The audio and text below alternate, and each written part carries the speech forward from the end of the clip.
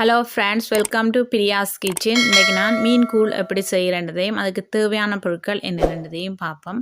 நான் இதில் இறால், கனவா, நண்டு, கலவா மீன், சீப்ரிம் எல்லா வகையான மீன்களும் எடுத்துக்கிறேன். உங்களுக்கு தேவையானபடி நீங்கள் விரும்பினா நெத்தலியும் போட்டுக்கொள்ளலாம். நான் இன்றைக்கி நெத்தலி எடுத்துக்கொள்ளல, பெரிய மீன்கள் எல்லாம் எடுத்துகிட்டு இருக்கிறேன். கலவா மீன் நல்ல டேஸ்ட்டாக இருக்கும் கூழுக்கு.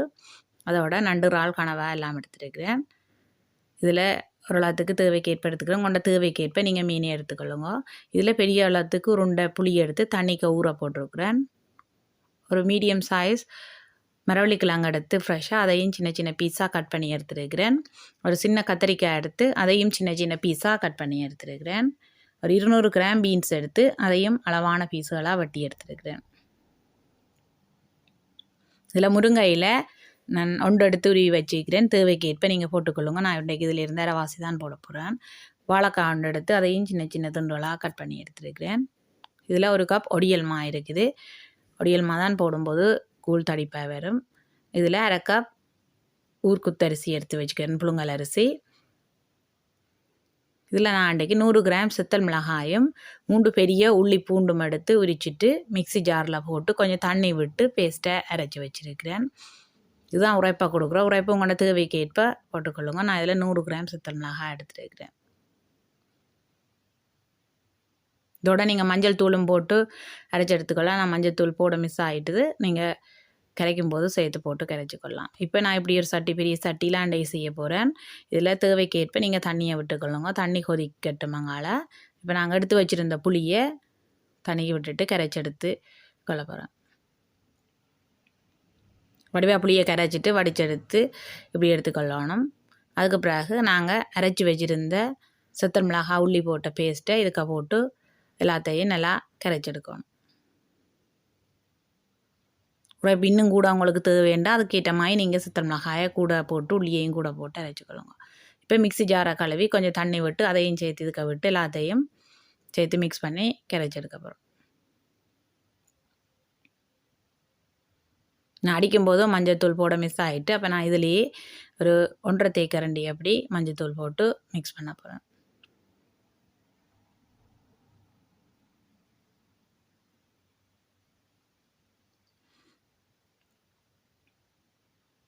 இப்போ மஞ்சத்தூளையும் போட்டு வடிவா எல்லாத்தையும் மிக்ஸ் பண்ணி வச்சுக்கலாம். இப்போ பேஸ்ட் ரெடி ஆகிட்டுது. இங்கால தண்ணி கொதிச்சிட்டுது. எடுத்து வச்சுருந்த புழுங்கல் அரிசியை கழுவிட்டு அதுக்குள்ள சட்டிக்கு போட்டு எல்லாத்தையும் கரண்டியால் மிக்ஸ் பண்ணிவிட்டு மூடி அவிய விடுவேன். இப்போ எடுத்து வச்சுருந்த ஒடியல் மாவை நான் தண்ணி விட்டு கரைச்சி எடுக்க போகிறேன். ஓரளவான கூழான பதத்துக்கு கரைச்சி வச்சுக்கணும். இப்போ இது கொஞ்சம் திக்காக இருக்குது. இன்னும் கொஞ்சம் தண்ணி விட்டு இப்படி இந்த பதத்துக்கு கரைச்சி எடுத்து வைக்கணும்.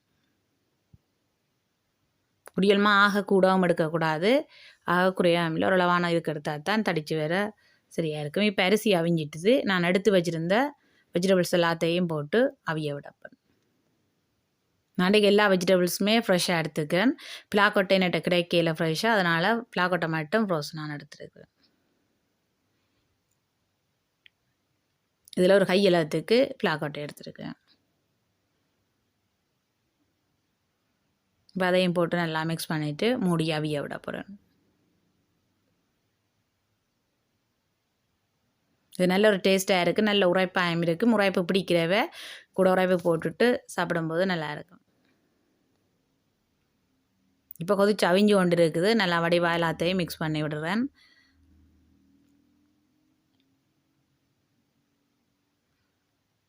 கூழுங்களுக்கு அளவுக்கு ஏற்ற மாதிரி கூட தேவைன்னு சொல்லிச்சுன்னா அதுக்கேற்ற மாதிரி தண்ணியை விட்டு நீங்கள் செய்யுங்க. நான் இன்றைக்கி எல்லாத்துக்கும் தண்ணி விட்டு இந்த அளவுக்கு செய்கிறேன். இப்போ எடுத்து வச்சுருந்த மீன் எல்லாத்தையும் அதுக்கு போட்டு எல்லாத்தையும் சேர்த்து நல்லா மிக்ஸ் பண்ணி மூடி அவிய விட போகிறேன்.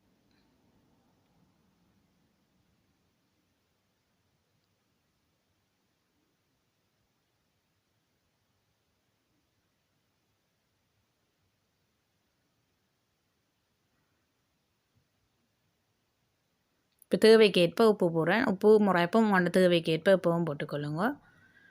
போட்டுட்டு வடிவா எல்லாத்தையும் நல்லா மிக்ஸ் பண்ணி விட அப்புறம் அப்போ தான் மீனில் மிளகரையில எல்லாம் சேர்ந்து உப்பு அவிஞ்சு வரும்.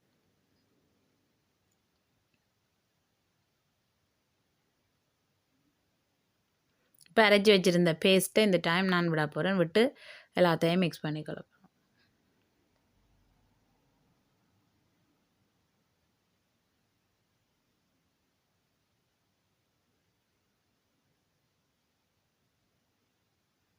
இது கூடுதலாக ஸ்ரீலங்காவில் இந்த மீன் கூழ் எல்லாருமே செய்வினோம். நானும் இன்றைக்கு இதை உங்களுக்கு செய்து காட்டியிருக்கிறேன். உங்களுக்கும் இந்த வீடியோ பிடிச்சிருந்தா நீங்களும் இதே மாதிரி ஒரு நாளைக்கு செய்து பாருங்க.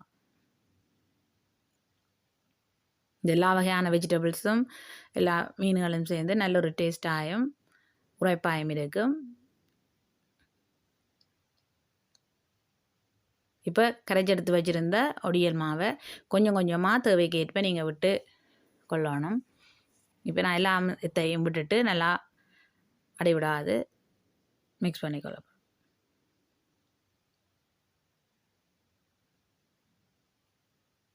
அடியில் அடிப்பிடிக்காமல் வடிவாக எல்லாத்தையும் மிக்ஸ் பண்ணி விடணும்.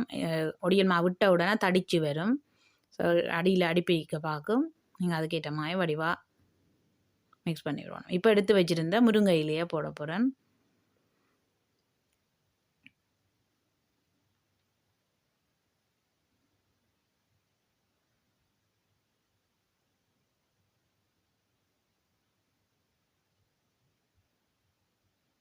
முருங்கையெல்லாம் கொண்ட தேவைக்கு ஏற்ப நீங்கள் பார்த்து போட்டுக்கொள்ளுங்க. நான் ஒரு கட்டு வாங்கினா அதில் அரைவாசி போட்டிருக்கிறேன்.